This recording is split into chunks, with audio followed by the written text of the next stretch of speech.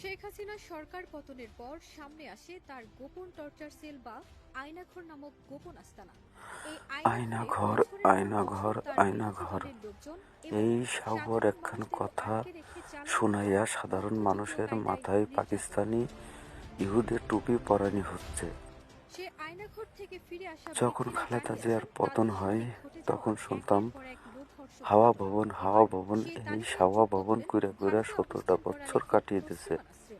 আবার এই নতুন করে আয়নাঘর আয়নাঘর করে এখন আরো 5টা বছর কাটিয়ে দিবে।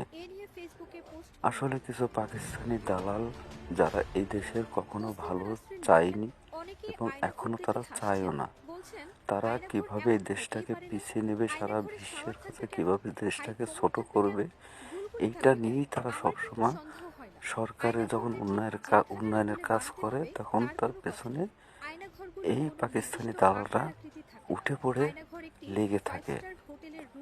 আসলে আমরা জনগণ, আমাদের যা বোঝানি হয় আমরা তাই বুঝি, কারণ আমরা বাঙালি, আমরা সহজ সরল, আমরা ধর্মপ্রিয় মানুষ। আমরা টুপিওয়ালা পাঞ্জাবিওয়ালা মানুষ দেখলে মনে করি এটা মনে হয় আল্লাহর ওলি। আসলে তা না, এরা আসলে পাকিস্তানি দালাল, সব পাকিস্তানি দালাল। কখনো তারা এই দেশটাকে ভালো চায়নি, এখনো চায় না। এই দেশটাকে তারা নতুন করে খেলা করছে।